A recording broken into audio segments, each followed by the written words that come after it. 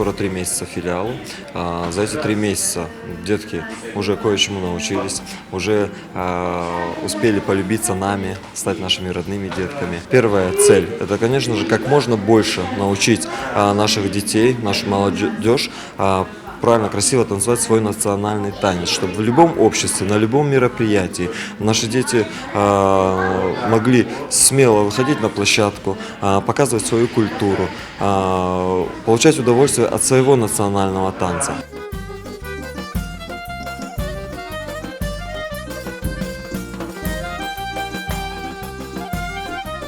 Мен Буюк Мерахнин, біздің милли хрым-татар ойынlarımызға қатынаймын. Мен балалықтан пек арзу етердім біздің ойынlarımызға қатынамаға. Это наша культура, мне очень нравится, мы должны этим заниматься. Вот я уже много чему научился за 3 месяца. Біз бұнда хрым-татарша ойнайық. Бұнда көзел өте бар, мен пек сен хрым-татар ойынларын.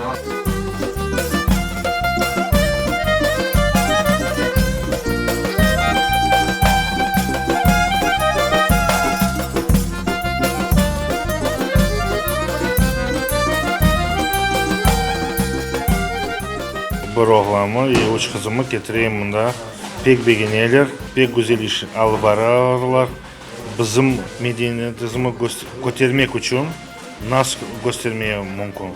Milli oyunlarının, yerlerinin, urf adetlerinden. Балалар пек хуваналар, çünkü milli oyunlarını öğreniyorlar ve aynı zamanda bizni de öğretiyorlar ve biz de pek huvanamız bu şeyge.